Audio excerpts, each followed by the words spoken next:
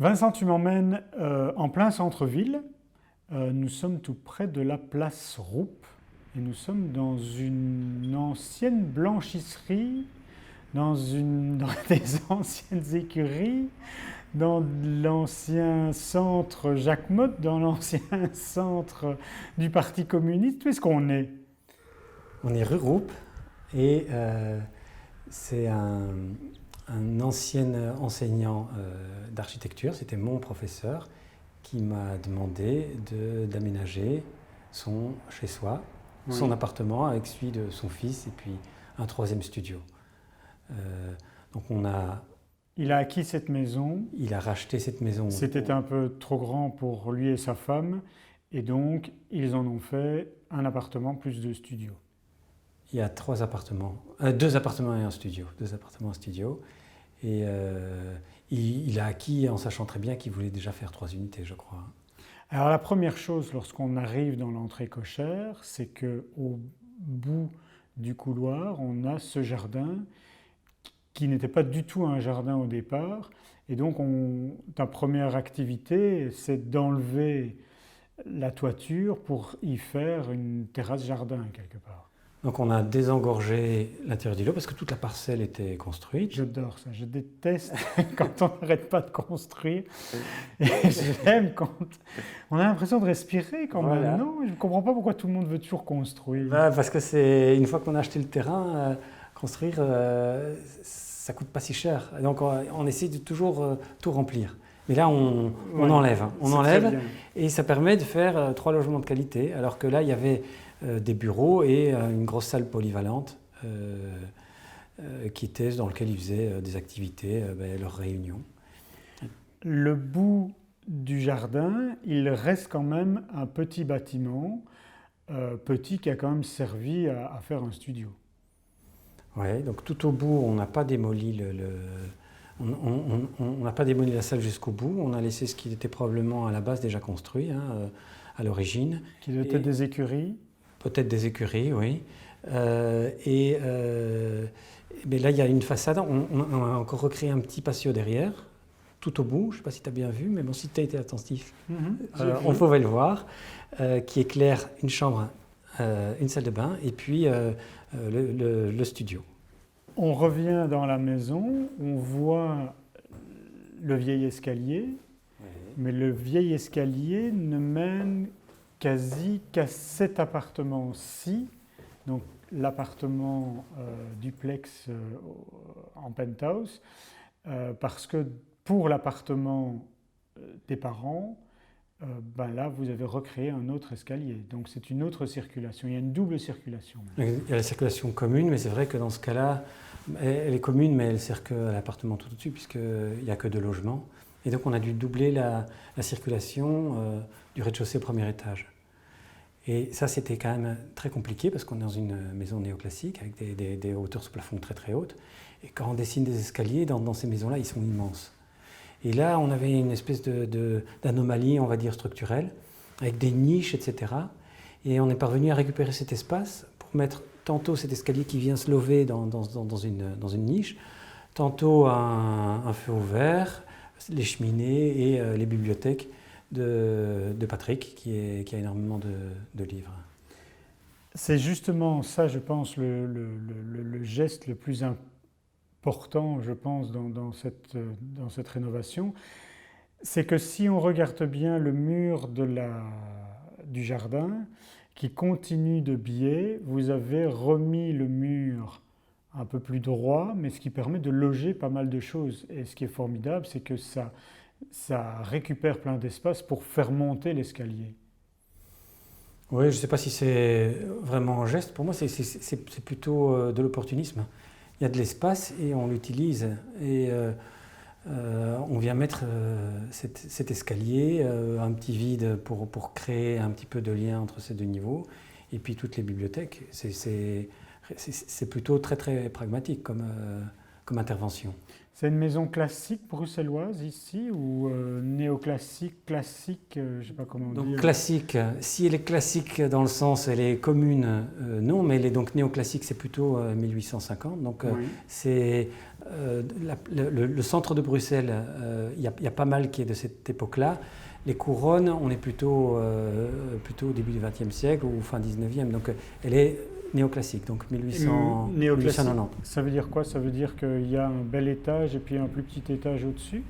Alors, il y a toute une série de caractéristiques de hiérarchie dans les niveaux, entre autres, ouais. Et ici, donc, les étages du bas sont très hauts, et puis au fur et à mesure qu'on monte, ils sont de plus en plus bas.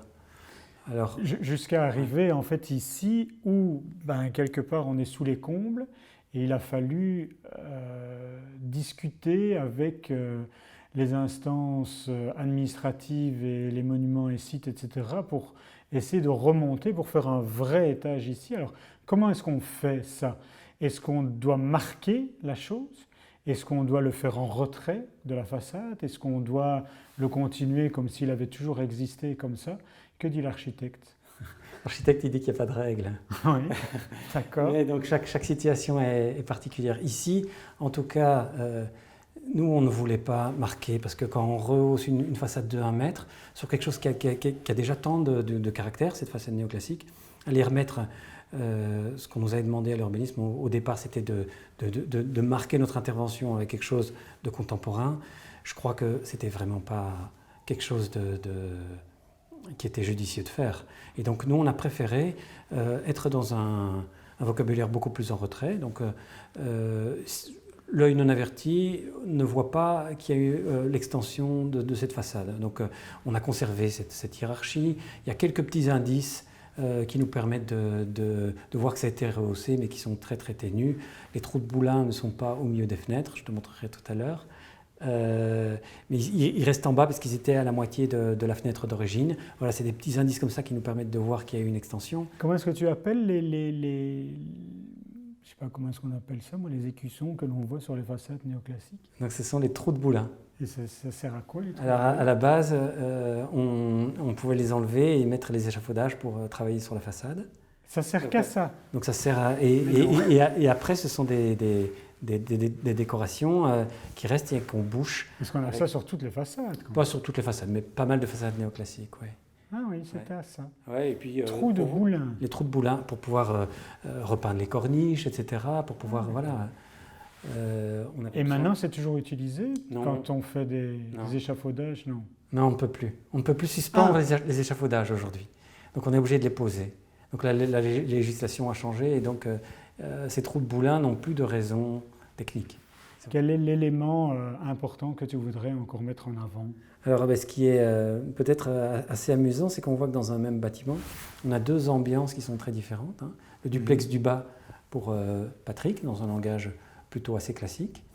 Et puis le duplex du haut, qui là a un plan beaucoup plus ouvert, hein, puisqu'on était affranchi de la structure, on a refait la toiture, donc on pouvait maîtriser la structure et qui offre un espace, on va dire, plus, qui correspond plus aux attentes d'aujourd'hui.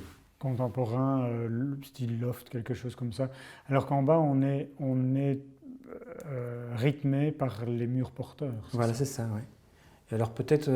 une question on voit aussi dans le duplex du bas l'attention qu'on a portée à l'escalier, au mobilier qui soutient l'escalier, à toutes ces étagères et à la façon dont on a arrangé tous ces éléments pour former une ambiance cohérente. Dans les matériaux, je vais revenir au début au jardin. Vous avez de la façade du studio le sol du jardin et le rez de la maison d'origine, mis un seul style de matériaux, donc de la brique. Il y a d'autres matériaux que l'on va retrouver comme ça, que vous avez utilisés dans la rénovation de la maison ici? Non, il n'y a pas quelque chose avec un matériau aussi unitaire et aussi fort qu'à cet endroit-là. Donc on a l'enduit de la façade blanche qui est très présent, mais qui existait là, qui existait déjà. Et puis à l'arrière, c'est simplement, donc il y avait déjà pas mal de briques qui est un petit peu hétérogène. Et nous, on était fort attirés. On trouvait que c'était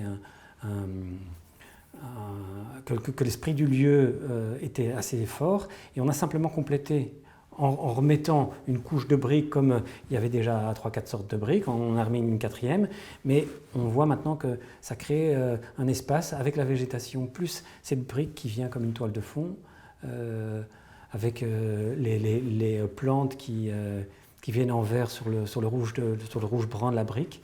On a un caractère qui est quand même très affirmé, que nous on trouve intéressant. Dans le jardin, vous avez mis une brique sur champ. Oui. Il n'y a pas longtemps, un architecte m'a expliqué qu'on mettait les briques sur champ parce que c'était considéré comme ça, comme un jardin, enfin, en tout cas pas comme une cour, parce que l'eau pouvait s'infiltrer dans le sol. C'est le cas ici aussi? Alors, en tout cas, l'eau, elle s'infiltre ici par le... Donc, on a fait une sorte de jardinière, dans Ouais. laquelle il y a des plantes. Là, l'eau s'infiltre très clairement. Pour le reste, donc, il n'y a pas de ciment entre les briques, donc c'est du sable. Donc, effectivement, l'eau percole un petit peu. Mais il y avait une dalle en dessous qu'on n'a pas entièrement enlevée parce qu'il n'y avait pas besoin de l'enlever. Donc, on a cassé cette dalle uniquement où c'était nécessaire. Et donc on ne peut pas dire que l'eau s'infiltre réellement à travers cette brique. Vincent, je te remercie pour toutes ces explications. On se retrouvera bientôt pour de nouvelles aventures dans Archi Urbain. D'ici là, vous pouvez voir et revoir cette émission sur www.archiurbain.be. Merci Vincent et à bientôt. Merci.